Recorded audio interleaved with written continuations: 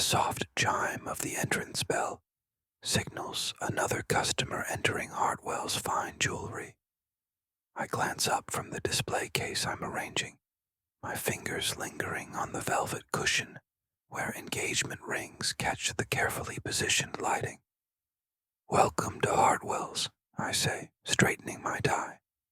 "My name is James Mitchell, 34, senior manager at this prestigious jewelry store in Boston. I know jewelry, what these pieces symbolize: commitments, promises, milestones in people's lives. I met my wife, Olivia, 5 years ago at a friend's wedding. When we married 2 years later, I designed her a ring myself, a cushion-cut diamond set in white gold. Inside, I had our initials and wedding date engraved, forever, J and O. It's Tuesday afternoon, our slowest time. I'm training Ryan on processing items for our estate collection, jewelry people have sold back that we refurbish and resell. Always check for hallmarks first, I explain, then look for damage or missing stones. Ryan examines each piece carefully until he picks up a wedding band that makes my heart stutter. White gold, simple, with an engraving inside that I recognize instantly. Forever, J and O.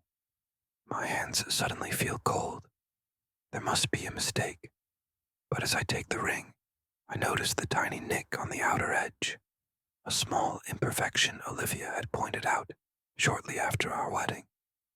"Everything okay, James?" Ryan asks, noticing my expression. "Fine. Just remembered something. Can you finish up here?" In the back office, I check our inventory system.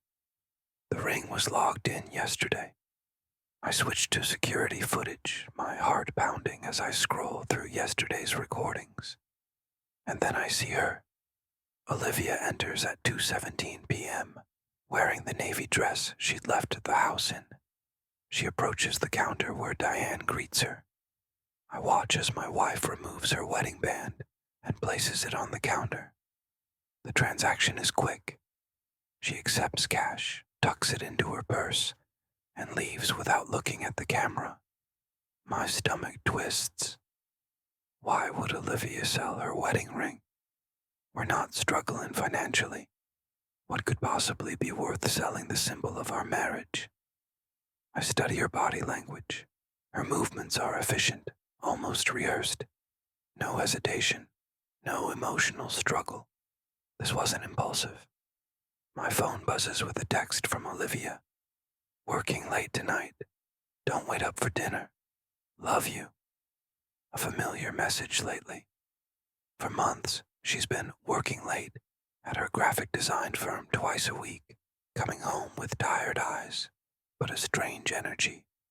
I've accepted her explanations about demanding clients and tight deadlines. Now, those late nights take on a new meaning. I check our joint account. Nothing unusual. No large withdrawals or suspicious purchases. Whatever she's doing with the money from her ring hasn't gone through our shared finances. At closing time, I drive to her office building. If she's truly working late, her car will be in the parking garage. I slip inside through a side door employees use for smoke breaks. Olivia's assigned space, marked with her name and position, senior graphic designer, is empty. She's not at work. Back in my car, I open our location sharing app. The blue dot representing her phone appears not at her office, but at the Parkview Hotel across town. The sold wedding ring. The late nights. The hotel. My chest tightens until it's hard to breathe. I drive to the Parkview, a mid-range business hotel near the convention center. Clean and anonymous. The kind of place that wouldn't raise eyebrows if you checked in on a Tuesday afternoon. "Good evening," I say to the receptionist. "I'm supposed to meet my wife, Olivia Mitchell. I believe she checked in earlier." "I'm sorry, sir. We don't have anyone registered under that name." "Of course. She wouldn't use her real name." "My mistake. She might have used her maiden name." Another shake of the head. No one by that name either. I'll just call her, thank you. I sit in the lobby, pretending to check my phone. The location app still shows Olivia here, in this building. As I wait, a familiar figure emerges from the elevator. Not Olivia, but David Winters, her co-worker. Tall, confidently dressed, with easy charm. He'd been to our home for dinner twice, brought expensive wine. He walks through the lobby without noticing me. I watch as he gets into his car and drives away. 20 minutes later, the elevator doors open again, and there she is, my wife, her dark hair loose around her shoulders, wearing the same navy dress, but with a different energy, a slight dishevelment, a flush to her cheeks. She crosses the lobby quickly, never glancing my way. I watch her leave, get into her car, and drive away, presumably heading home, where she expects to find me waiting, unaware, trusting.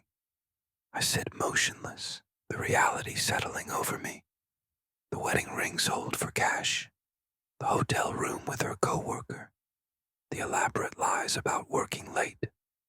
When I finally drive home, her car is already in the driveway. The house lights are on, warm and inviting, a cruel contrast to the coldness in my chest. She's in the kitchen when I enter, heating something in the microwave. She turns, smiling, though the smile falters when she sees my expression. "Hey," she says. I picked up Thai food, thought we could eat together for once. On her left hand, her engagement ring catches the light, but her wedding band is absent. "Where's your ring?" I ask, my voice steadier than expected. Her hand moves to cover her bare finger. "Oh, I took it off to wash my hands at work. Must have forgotten to put it back on." The lie comes so easily that for a moment I almost doubt what I've seen. "That's interesting," I say, "because I saw it today, at the store."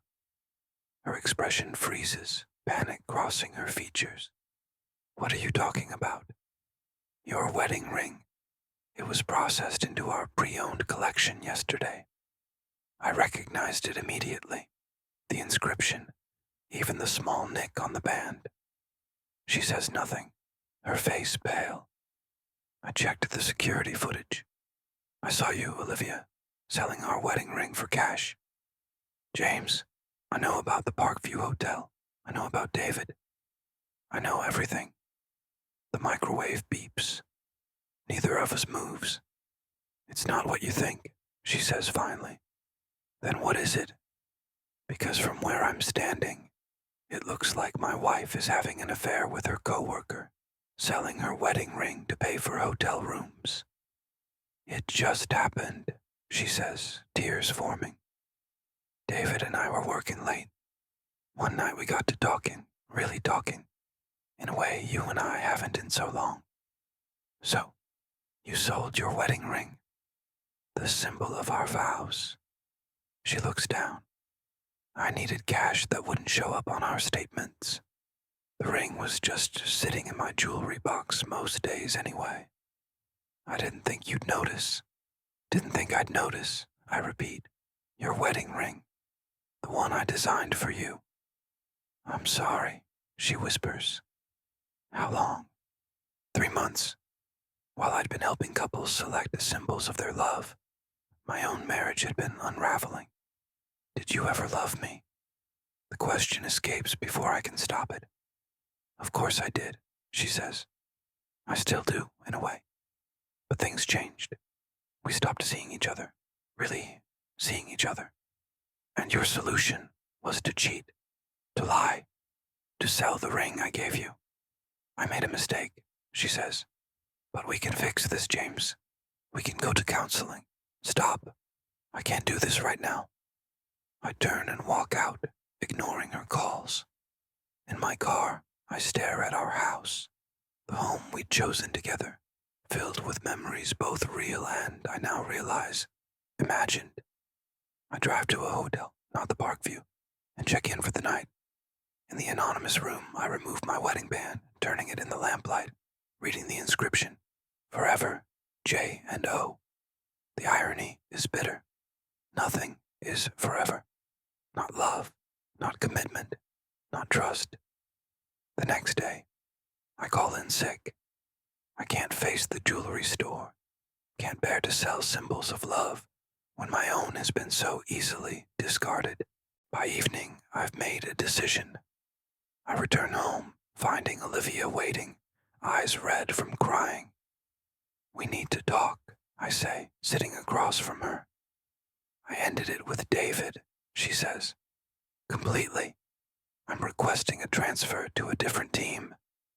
I know that doesn't fix anything, she continues. I know I've broken something precious between us. Yes, you have, I agree. You broke my trust. Not just with the affair, but with how calculated it was. Selling your ring for cash to avoid a paper trail. The elaborate lies. I'll do anything to make this right, she says. Anything, James. Just tell me what you need. I don't know if this can be fixed, I say honestly. Trust isn't just about believing you won't cheat again. It's about believing in the story we're telling together. And our story has been revealed as fiction. Not all of it, she protests. We had good years, real love. Yes, but I'm not sure that's enough to build a future on now. Please don't give up on us. I need time, I say finally. I'm going to stay with my brother for a while. I need to figure out if I can ever trust you again. She nods. Your ring, she says suddenly. I can buy it back from the store. Don't, I interrupt. Some things once sold can't be bought back. As I pack a bag, I realize that whatever happens next will require a kind of attention I hadn't given our relationship in years.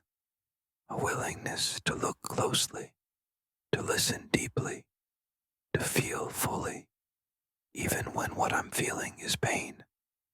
Whether we find our way back to each other or part for good, I know one thing for certain. I will never again mistake a ring on a finger for commitment, or vows spoken for promises kept.